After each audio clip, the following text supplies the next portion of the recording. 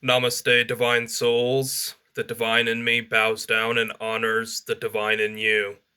My name is Rishi, and tonight I will be talking to you, ladies and gentlemen, about a blog that I wrote called Reflections on Karma, Rebirth, and God.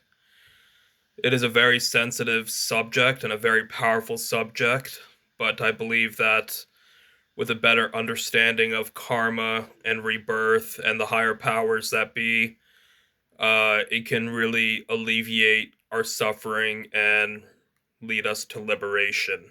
So, without further ado, here I go.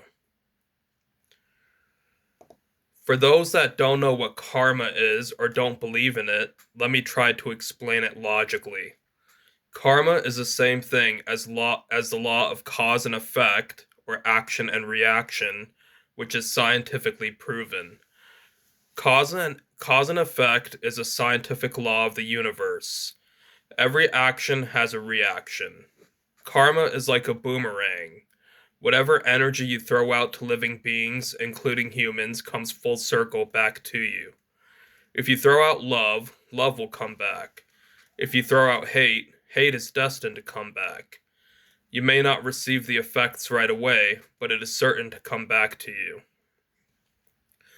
The Jews, Lord Jesus, Buddha, Krishna, Shiva, the goddesses, ancient Egyptians, and even Prophet Muhammad taught that you reap the fruits of what you sow, and that you have to face the consequences of your actions, both good and bad. Sometimes, when people think of karma, they think of everything bad and awful that's going on in their lives. However, karma is everything that is beautiful, merciful, and pleasant as well. That is why love and compassion is extremely, extremely important. Because don't you want to be happy and receive love and compassion in the future rather than hate? Every sane person would want to experience love and happiness. Therefore, the wisest people are those who act good, loving, compassionate, and kind. Those who act evil are acting out of ignorance, not understanding that their actions will have effects that will come back later in the future to haunt them. If you believe in karma, or cause and effect, which is scientifically proven, then you have to logically conclude that rebirth and or reincarnation exists. Reincarnation is simply the continuation of cause and effect. For example, why are some children born beautiful, gifted, talented, rich, strong, poor, weak, unhealthy, not as good looking, etc.? Why are there so many inequalities and differences in people's lives? It only makes sense that they are inheriting and receiving the karma or effects from previous causes and actions from previous lives. In almost every culture, life after death has existed. Reincarnation and or rebirth was taught and believed in by the ancient Hindus, Buddhists, Africans, Jews, Greeks, Gnostic Christians, and throughout many indigenous cultures. Even mystical Islam believes in rebirth, for after the day of judgment, you rise or descend into the realm you're destined to be in. Even the laws of physics, the law of thermodynamics, teaches rebirth. Energy cannot be created or destroyed, it can only transfer form. Consciousness and the soul is energy, and thus it cannot be destroyed. The soul and consciousness, which is our true identity, is eternal, indestructible, and immortal. Some people debate the existence of the soul, but it is simply universal cosmic consciousness that is compartmentalized in a body.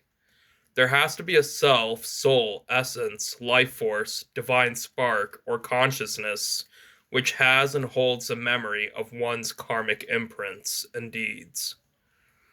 Some people will also wonder why we don't have memories from our past lives if they do exist. However, would you really want to remember everything from all of your previous lives? The memory of all of the attachments and sorrows that you experienced in previous lives would be overwhelming, daunting, and haunting. Consider it the highest power's mercy and blessing that you don't remember all of your previous lives.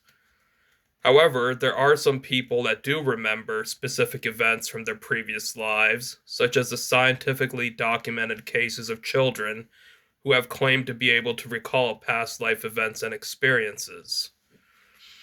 If you accept cause and effect and rebirth or reincarnation, then you will have to logically conclude that there's a higher power or original cause and source which caused and created the laws of cause and effect and reincarnation and rebirth to exist in the first place.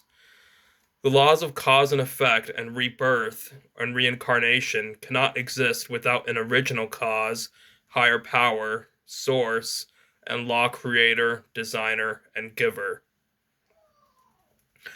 Lots of modern day Christians believe suffering exists only to prove God's glory, but that would make God purely evil, especially when you take into account the suffering of the most vulnerable, such as children. However, karma and rebirth makes more sense and would explain why some children have happy and blessed circumstances, while unfortunately others experience suffering. They are living out the effects that are accumulated and gained from previous lives or previous causes. Karma and rebirth and reincarnation are laws which give us many chances and opportunities and lives to purify, grow, and perfect ourselves until we achieve and reach nirvana, salvation, liberation, and oneness with God, the Creator, in His or her kingdom. Karma and rebirth or reincarnation makes a lot more sense than believing in a permanent heaven or hell as proclaimed by modern day mainstream Christianity and Islam. If there is a permanent hell, then God cannot be merciful and loving. He would be purely evil, unjust, and uncompassionate.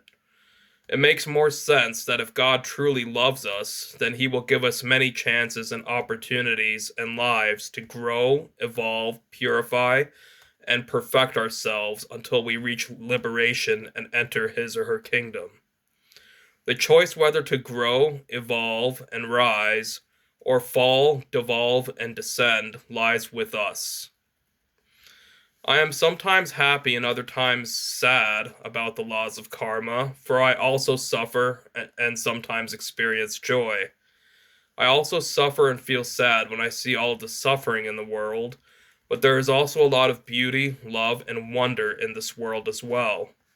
Earth is both a heavenly and hellish planet, depending on one's individual karma.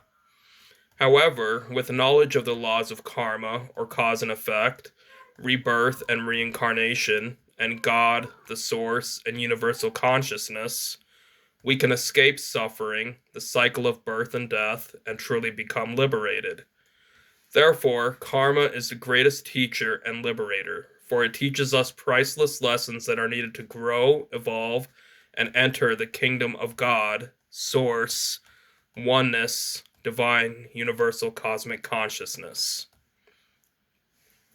I would also like to add that you should never use the laws of karma to justify someone's suffering. It may be their karma or yours to lend or receive a compassionate, loving hand of help and mercy. Don't be a cruel jerk or asshole. Love is the only solution. I strongly believe in rebirth or reincarnation. However, death still haunts me. Not just my own, but of my beloved ones as well. I am also not scared of death itself, but of the suffering involved. I wish that death was a happy and painless process, but there are so many ways to die, and it can happen to anyone at any time. I am going to be sad when my loved ones die, if I outlive them. I was heartbroken when my dog Leela died. She was like my daughter, and she brought me so much happiness, love, and joy. My heart shattered in a billion pieces when she passed away. I was also heartbroken when my best friend Jordan passed away a few years ago. We did everything together, and his death was so sudden and unexpected. I still grieve for and remember him. Grief comes in waves, and it can be triggered or released by just a thought or memory of the beloved. We must live on with their cherished cherished memories and be reminded of them in the moon's light and sun's rays, in the wind, in nature, in a movie or television show, in a friend or family member, in a restaurant, in our work, before we sleep, etc. When a beloved dies, a part of you goes with them, a spinning, empty, sucking void and hole that cannot be filled. A part of you becomes incomplete, traumatized, fragile, and lesser, and you must learn the lesson to survive without them. We are suffering from memory and attachment because that is what makes us human. This Earth planet has so much suffering and death, but also has lots of birth and joy. We have to have faith in the universe and Creator that it has a divine grand plan for the soul that is transmigrating from one body to the next. We must have faith in the plan, even if we do not understand it fully. We all suffer, and we all eventually die. I am 100% convinced that death is not the end, but just a transition and migration of consciousness. The soul and consciousness and life force is eternal. However, what will happen to us in the future in regards to our karma stumps and bewilders me. We all must eventually face the reactions of our previous deeds, whether good or bad. The fact that we are all suffering and marching in due time to our demise has made me kinder, love more, have empathy towards each other's suffering, value and cherish others more, and practice compassion. All we can do is keep the faith that our loved ones are in a better place and that you both will always be a beloved part of one another. Live the best life possible in a meaningful and purposeful way in honor of those that die before you. When it's your time to pass, at least you can be happy that you tried your best to live a good life while cherishing your loved ones. Be happy that death will be a release from your suffering, fragile body, and rejoice that you will be reunited with your loved ones, although you all may have different forms, such as the cycle of birth, suffering, death, and rebirth. We are many individual parts that make up the one whole divine God consciousness, one whole universal consciousness expressing itself through countless swirling atoms, bacteria, plants, animals, oceans, stars, planets, galaxies, and humans. Life is an eternal journey, for the soul and conscious awareness, or subjective spiritual energy, or the self and the life force, is indestructible and immortal. Only the bodily vessel changes. The soul, consciousness, self, and life force is eternal. The self is all-pervading and omnipresent. The universal soul and mind expresses itself into a body so it can live out its pastimes, enjoy, love, learn, serve, and live out the effects and reactions and karma from choices made in previous lives. The ultimate goal in life is to wake up to who we are and have union with our Creator, which is eternal, divine, universal, cosmic consciousness and love. Our Creator gives us a certain range of free will and choices that we can make, which can either separate us from Him or make us closer to Him. The more negative choices we make, the more negative karma we have to burn off, and the more we are entangled in the suffering of the world. When we make positive choices and act out of love, then we become closer with our Maker. Love is the answer and solution to all of the world's problems. Love, compassion, goodness, empathy, and kindness. Radiate and embody those virtues and qualities, and it will come back to you in many ways and forms. Maybe not right away, but you shall receive back all the love you give out. Nice and loving people truly finish first in the grand scheme of things. We are all children of God or the Source, and love is the main lesson we were put here on earth to learn and master. Love for ourselves, all others, and for our Creator. I'm sending you all love, peace, light, and blessings. May you all be happy and free from suffering and its causes. May the divine source of all bless you with happiness and good karma. Thank you so much for listening. May the source and highest power bless you all. And love you all. God bless. Sending you love, light, and peace. Sincerely, Rishi. Thank you so much for listening. Namaste. The divine in me honors and bows down to the divine in you. Thank you. Bye now.